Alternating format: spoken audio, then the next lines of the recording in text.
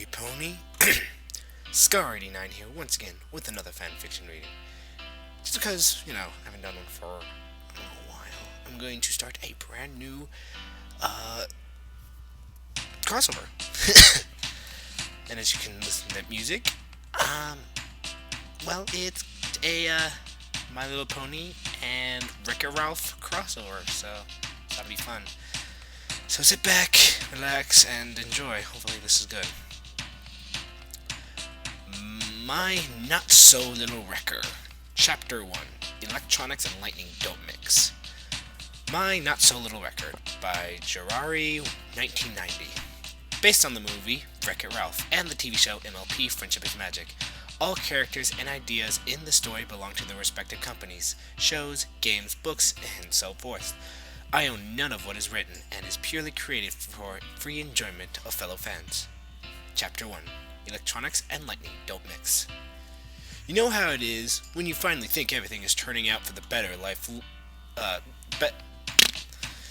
You know how it is when you finally think everything is turning out for the better life, like to throw a curveball. Life likes to throw a curveball at you. Let me see a comma there. My name is Wreck Ralph, and I am the bad guy of the game Fix-It Felix Jr. Until recently, I had a pretty good life now.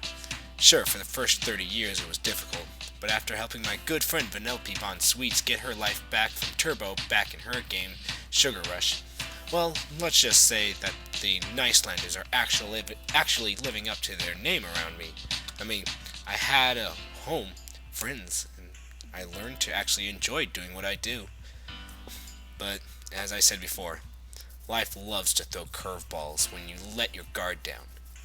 Here's my story, and I hope you enjoy it, and even more so, I hope you actually believe me, because even I had a hard time believing it myself the night it happened. See you later, President Sugarpuss. Take care, Sergeant Bad Breath, yelled back a spunky 9-year-old girl known as Vanellope Von Sweets, president of Sugar Rush, to a 9-foot-tall giant of a man that everyone knows as Wreck-It Ralph. The two trading playful insult names as they always do as they part ways. An odd but still very enduring ritual they have even after months of being cross-game friends.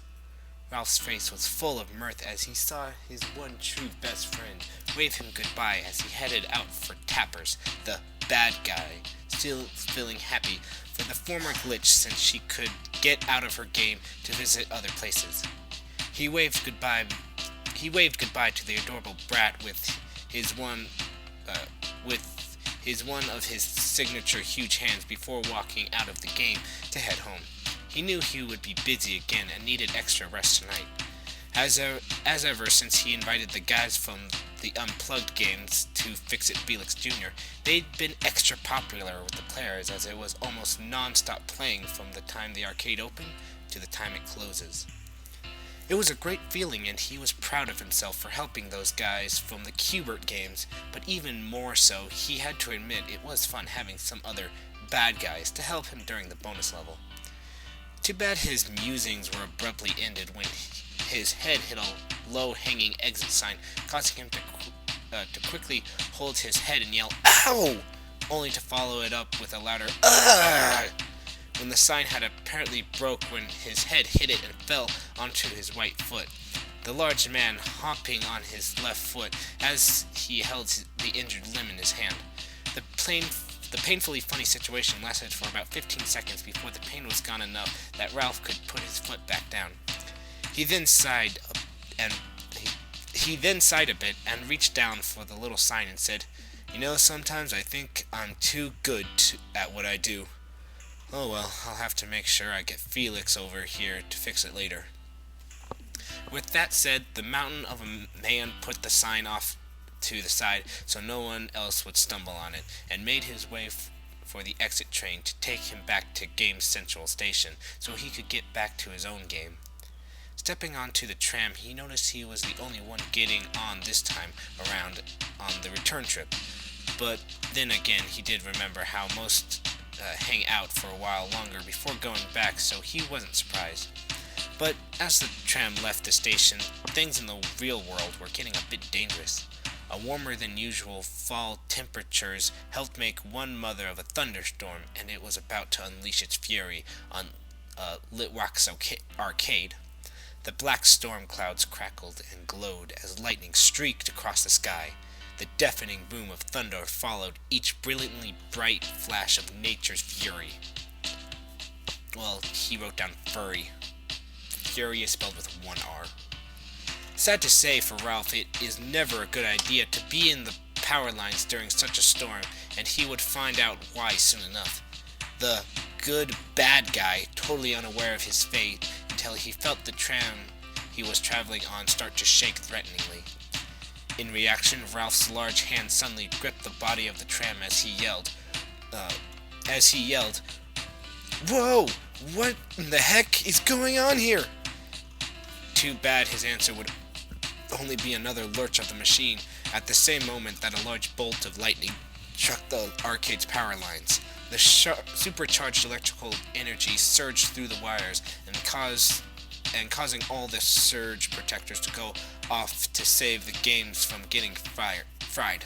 But for Ralph, who was in one of the lines, he had no protection and soon felt his tram make a horrible whirling sound, the lightning's energy flooding the machine and turbocharging it, causing it to shoot out into Game Central Station and start ricocheting about with Ralph hanging on for dear life as he yelled in terror while everyone else dove for cover.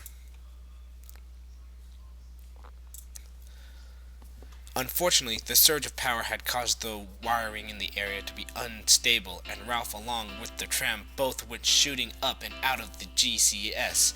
Ralph's new destination unknown, as no one knew what happened to a game character if shot out of the power grid. Most assumed they got destroyed and would be right, but since Ralph still was hanging on tight to the tram, he was safe for the most part as it kept him from getting fried by electricity.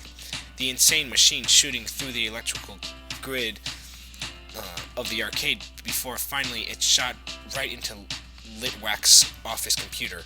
The device thankfully left on by accident and able to send out the runaway machine and Ralph out into the internet.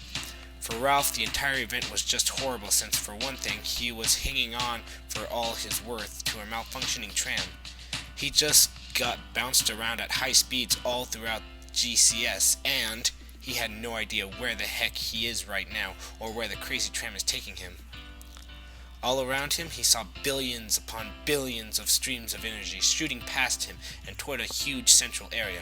The giant glowing sphere was far larger than anything he'd ever seen before, and had odd signs and colors all around it. He then said, mostly to himself, "YouTube? Google? Wicca Whata? Huh? And I thought some of the arcade games had weird names. Just where in the world am I? And I'm coming in really fast toward that thing, and we're not slowing down."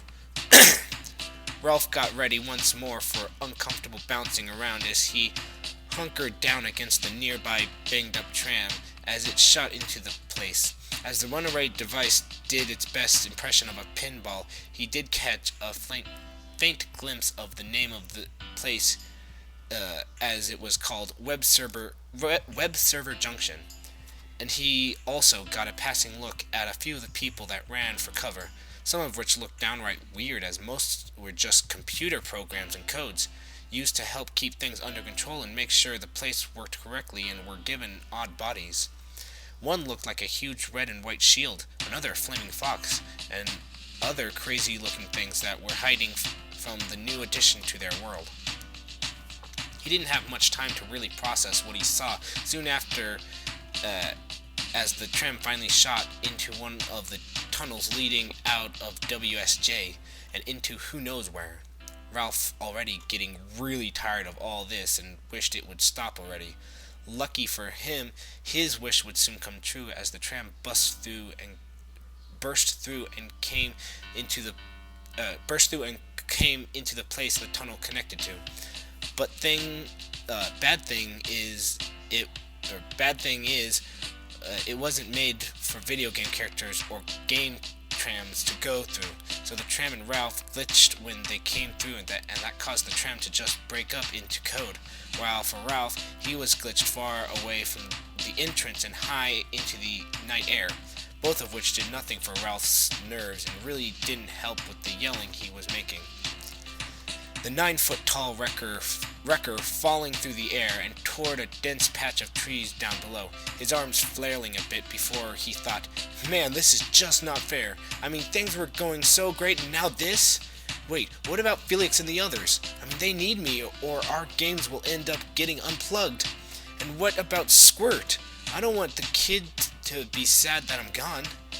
As he thought, sees the ground isn't too far now and sighs, "I'm sorry guys, guess this is game over for me." With that, Ralph closed his eyes and braced himself as best he could as he let out a few quick grunts from hitting limbs before finally slamming into the cold, unforgiving earth, pain shooting through his body before he blacked out and everything went numb and dark. Now, for how long he was out, he wouldn't know, but he soon started to come to as he felt something very lightly touched him. Heck, it would have been impossible to feel if it wasn't so tender. Eep! Was how it went after that, and that as who or whatever touched him made that faint sound and then darted off, while Ralph just laid there in pain before a soft gasp was heard and a voice spoke to him. "Please don't move. Oh dear, you poor thing, you look terrible. Don't worry, I'll help you. Just stay still." "Trust me, whoever you are, I couldn't move even if I wanted to," were the last thoughts Ralph had before blacking out once again. Fluttershy never was the bravest pony, and she knew that and came to accept it in her life as one of her traits that just has to be overcome from time to time. But even her timid nature was not going to stop her this morning when she had gotten word from one of her little bird friends that some pony or something was hurt in the forest, though she didn't have to wonder a little bit when she heard the description of what the poor thing was from the bird. Based on what she heard, it was very big and had huge claws, which at first made her think it was some sort of diamond dog, but upon hearing it had a flat-ish face and didn't seem to be covered in fur or have a tail, that theory was laid to rest. As such, she only knows she had to be careful and tried to get to the hurt creature as fast as she could, even if this required going into the scary, dark, creepy, Everfree forest to do so. The young mare thankfully didn't have to go in too far to find the place her little bird friend said the creature was, as it was only 15 or so yards inward from the edge of the forest. But upon spotting the poor thing, she let out a soft gasp, as not only was it so odd and alien to her, it looked like it was really hurt, judging by the ugly bruises, cuts, and scrapes all over it. The butter-colored mare's maternal and caring instincts took over after that and rushed over to it, which was in fact just a slightly fast trot, to be honest. Upon standing beside it, she took a moment to look it over and saw that the thing was wearing clothing of some sort. That made her think this creature was smarter than some wild animal, but that didn't change her desire to help. No pony could ever say that Fluttershy would avoid helping some pony that needed it before, and no pony would be able to say that now. Taking a second to gather her wits, she began to take stock of what she needed to do to help, and lightly, ever so lightly, touched one of the huge claw things of the creature with her dainty hoof. She was pleasantly surprised to find out that the skin was, while tough, soft, warm, and had a little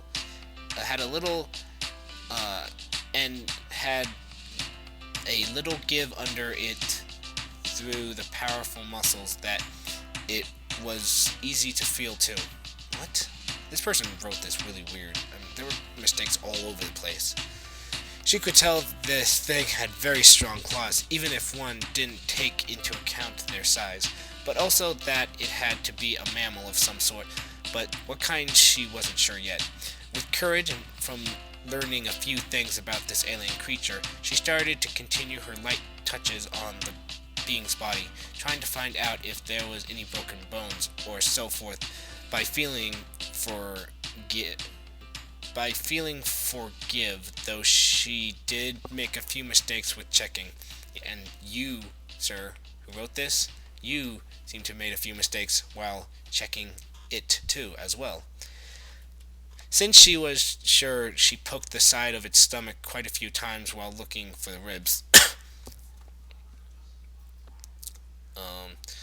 It was one of these so-called mishaps that caused a reaction from the large creature as she heard it let out a pained ugh. It made her let out a startled eep, which was promptly followed by her dashing for cover in a nearby shrub that rustled gently upon her entry into it. She stared at the creature in worry as she thought it was going to get up and go after her, but instead it just laid there making pained sounds and wincing movements. Seeing the alien being in such pain caused her fear to be crushed away as she quickly made her way back over to it and said, "Please, don't move. Oh dear, you poor thing, you look terrible. Don't worry, I'll help you. Just stay still." She never got a response out of it, as she figured from its lack of active movement and slowed breathing, it passed out again. Something that she would not have liked to happen, but accepted it as helpful in keeping the creature from harming itself with trying to move. She looked around for a moment to see if her little bird friend was still around and saw that Mr. Blue Jay was perched in a tree nearby. She gestured for him to come closer. After seeing him, and once he was near, said, "Now, Mr. Blue Jay, I need you to go find my friend Rainbow Dash." Listens to tweets. Yes, the really fast blue-winged pony. Here, I'll give you one of my feathers so she will know I sent you and will follow you. Fluttershy soon began to preen her wings hastily to see if she had any loose feathers, and thankfully found one instead of having to pluck one out. She quickly took hold of it with her lips and pulled it out before she held it out for the little bird to take into its claws. Once Mr. Blue Jay had a good grip on it, she let go and had him fly off to Ponyville to get her loyal friend. She would have liked to have sent the bird after twilight, but knowing her, she was so busy with her schedule, and she didn't want to bother her. She now returned her attention to the injured creature and began to gently fan it with her wings to help keep it cool while she waited. All she hoped was that with Rainbow Dash here, she could figure out a plan to move it, as she knew it must weigh a lot due to its size and shape. But as she thought this, she looked at the alien being and said mostly to herself in a soft voice, "Just where did you come from, and why are you so hurt?" End chapter. Well, there it is, the try-out chapter I made. Yeah, I know, not that great, and I do know I need a person to look it over and fix up the sentence structure, but still, I hope it isn't terrible. This is my first try at making any kind of story. And to be frank, I just came up with this on the fly. I'll have to take time to think out future stuff, but still, what do you think? What do I think? Wreck-It Ralph, eh? Don't mess this up. Love this concept. Let's just see if the results match up to the ideal. Here's hoping. Not bad for a first spot, my friend. Just mostly, you did a pretty good job. Yes, this is a pretty good job. You did a good, I wouldn't say great job. I wouldn't say good job on writing it. Great job on the story so far. So, yeah. What else? If you're listening to this, which you probably wouldn't, just clean it up. It's not bad. It just needs looking over. So yeah, with that, thanks for watching my video. Go check out Brony Fanfic And Doom Pie, my friend Doom Pie, he does great readings. I've actually did a reading for Brony Fanfic, who's a great friend of mine. Over on his channel, go check it out. It's Crisis Equestria stuff, and I'm sure you'll like it. And just tell us what you think, because I tried doing my best to make a reading like his in my sort of own style. So it turned out, I guess, okay. It should be up by now. Yeah, it's up by now. But with that, I guess. Thanks for watching my video. Like, subscribe, comment. Subscribe definitely. And with that, tell me what you think about this new music thing that I'm trying out with these couple videos. Just for other stories that don't need or have music, I'll just put little music in the background that you can listen to that you've heard in these past few or so videos. Check out my other videos.